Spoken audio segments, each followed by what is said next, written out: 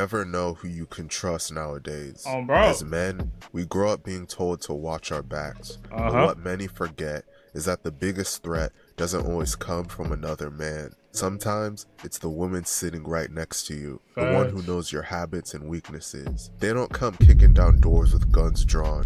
Instead, they smile, flirt, and lure you into a trap. In today's video, we're looking at 3 cases from the city of Jacksonville where women played the role of bait, setting up men to be ambushed and ultimately killed. These stories reveal a darker side of loyalty, desperation, and betrayal, showing just how dangerous the wrong connection can be. Facts. And I don't want to say this, bro. It's worse getting backdoored by a female and did a man. And my reason behind it is because a man, you can tell what's something up most of the time. But sometimes you can't even, because it be your best friend, your twin, or whoever it may be. But a woman, when it's with a woman, dog, y'all think y'all chilling, y'all doing the little whoop-de-whoop, vibing and all that, and boom, out of nowhere, she just says she will get you backdoored. You know, you wouldn't expect a backdoor from a female, but you would expect it from a nigga. You see where I'm going with this? You'd rather, you know. But before we get into the video, please be sure to like and subscribe. You gotta keep your head up and alert. The first story is about a woman named Feliza Lopano who set up her ex-boyfriend, a man named Eddie Brown. Eddie was a hometown hero in Jacksonville. A gifted athlete, he played for Arlington Country Day School and helped lead them to a state basketball championship. Bro, like, I'm not even trying to troll. I think I actually seen this nigga before somewhere. I seen that, bro. I know, like, dead. I've seen his face somewhere. No cap. I literally seen this. This face is damn near familiar. Like, no bullshit. In 2005, people who knew him back then remembered a young man full of energy and promise. Sadly, his basketball career was cut short after he got into an accident and could no longer play at a high level. This left him having to find a new identity and path forward in life. As we all know, it's very difficult to make ends meet in this world. So Eddie ended up resorting to selling drugs, and that's where his ex-girlfriend Feliza comes into the picture. Eddie had done a lot for her in life. He helped her with her hard drug problems and got her to stop prostituting herself on Backpage. She wasn't some stranger. Even though they eventually broke up, Feliza still regularly bought weed from him. To Eddie, she was familiar and safe. To her accomplice, a man named Blair Terry, she was the key piece in a deadly setup. On November 7, 2016, Eddie rented a room at a small Westside motel on Ramona Boulevard near Lane Avenue, a part of Jacksonville well known for drug activity. That night, surveillance cameras captured the beginning of the betrayal. A white car pulled into the motel lot. Feliza was driving. Blair Terry sat in the passenger seat.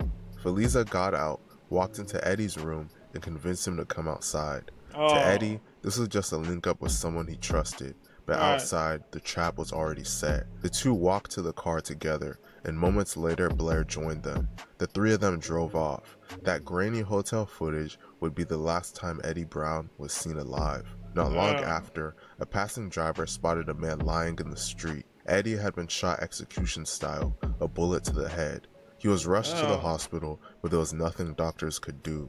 Police quickly zeroed in on the suspects. Forensics tied Feliza and Blair to the white car. Both were eventually arrested and charged with murder. Ultimately, Blair Terry was convicted of first-degree murder and sentenced to life in prison without the possibility of parole. Feliza Lopano, facing the weight of her role, pled guilty to second-degree murder. For agreeing to a plea deal instead of taking it to trial, she was sentenced to just 13 years in prison. What's most sad about this is that Eddie was just 31 years old, engaged, and had a 3-year-old son. Oh my God, it look crazy. FBI, open up! The next story is about a woman named Shanna Gardner that set up her. I ain't gonna lie, hell no, I ain't put my glasses on, cause I don't want her to come through this screen and be hell, put these glasses on. Hell no.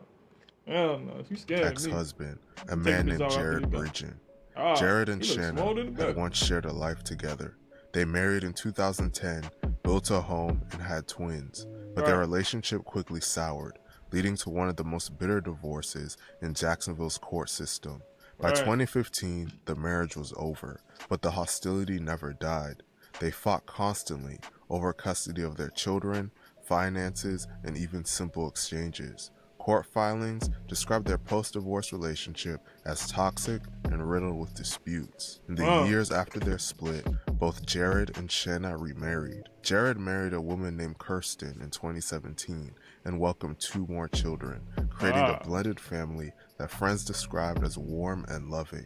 Shanna later married a man named Mario Fernandez Saldana. From the outside, both had moved on, but beneath the surface, resentment and conflict were still festering. Shanna didn't keep her hostility toward Jared a secret. In 2015, according to court testimony, she openly asked an acquaintance at a tattoo parlor if he knew anyone who could make Jared shut up. She also told friends that she wanted Jared gone. These weren't vague statements of anger. They were red flags pointing toward violent intent. By early 2022, the feud had only worsened.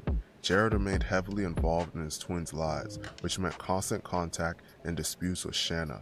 Prosecutors later argued that Shanna and Mario saw Jared as an obstacle to custody, to financial freedom, and to their ability to move forward without him. And so, a deadly plan was set into motion. On February 16, 2022, Jared drove his twins back to Shanna's home after a routine custody exchange. Riding with him was his 2-year-old daughter from his marriage with Kirsten. As he made the drive back to St. Augustine, he turned down Sanctuary Boulevard, a wooded road in Jacksonville Beach. There, a tire had been deliberately placed in the middle of the road. Jared stopped, put on his hazard lights, and stepped out of his car to move it. That's when gunfire erupted. He was shot multiple times, collapsing in front of his daughter, who was strapped in her car seat. Jared died instantly. At first, the murder seemed like a shocking mystery. Who would stage such an ambush? The trail led investigators to Henry Tenyon, a 61-year-old man with a criminal history. His blue Ford F-150 pickup truck had been spotted near the crime scene, and when police searched his home, they found weapons and evidence that tie him directly to Jared's killings. Ballistics confirmed that shell casings from the scene matched his gun. But Henry wasn't acting alone. Phone records showed that he was in frequent contact with Shanna's new husband, Mario. Henry rented a property owned by Mario, and in the weeks leading up to the murder, the two exchanged more than 70 calls. Checks from Mario to Henry were later revealed as payment for the killing. Henry was eventually arrested and charged. Faced with the evidence, he pleaded guilty to second-degree murder and agreed to cooperate with prosecutors. His testimony painted the picture of a murder-for-hire plot. He told them that Mario and Shanna orchestrated the plan and he pulled the trigger. In August of 2023, both Shanna and Mario were indicted on charges of first-degree murder, conspiracy, and solicitation. Prosecutors announced they would seek the death penalty. Currently, Henry is attempting to recant his statement, and the trial has been delayed to late next year. Jared was just 33 years old and left behind 4 children. Crazy. Oh, Lord. She look innocent though, bro. That's why. Hey, you know what? This makes me want to ask y'all something. Well, tell y'all something, bro. Be careful who y'all choose before y'all marry them, bro. Real talk. Please, focus, lock in. Think about who you're talking to, because, bro, you don't want to be in this situation right here, bro. So, like, seriously, be careful who you choose, bro. Be careful who you choose in a relationship.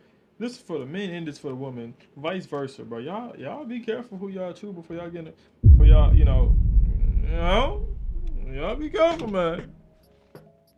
No, take the our final time. Story of the day is about a woman named Diamond Harris and ties into the infamous Jacksonville gang war. The most publicized gang war in Jacksonville revolves around the popular rapper Young and Ace and the recently deceased rapper Fulio. On Ace's side are the gangs ATK and NHG, standing for No Hospital Gang. On Fulio's side is the Hood 6 block and multiple other gang/hoods that derive from the 45th Street area of Jacksonville. Some younger gang members from Fulio's side of the beef created their own smaller set called Bully Gang. On May 17, 2023, a beloved member of Bully Gang named YBZ, named Adrian McKenzie, was shot and killed at just the age of 16.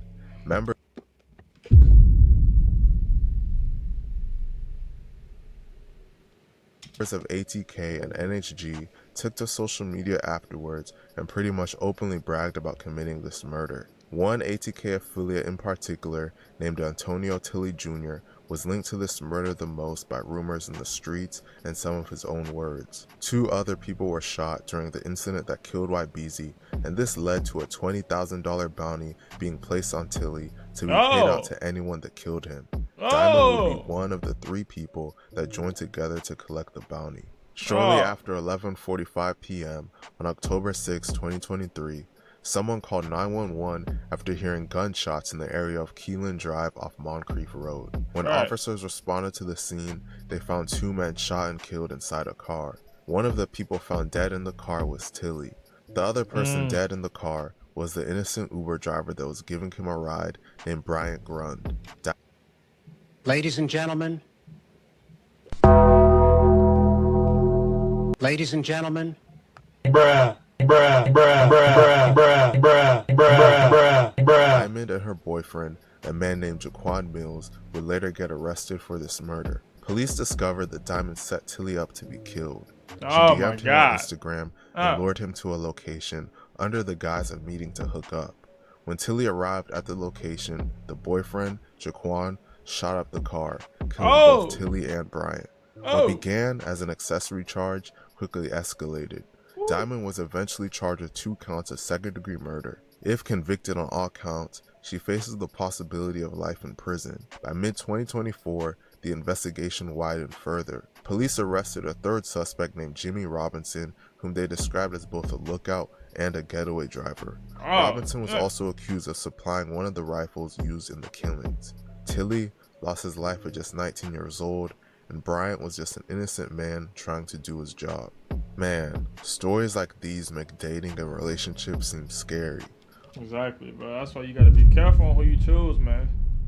You can't go around here, I would choose her because she's got a BBL and she looks good. No, bro.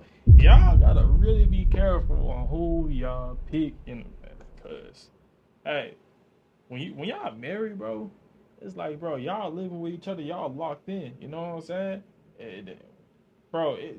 Please just be wise and know who you're picking. Because you don't want to end up picking up one of these females that backdoor you. You know what I'm saying?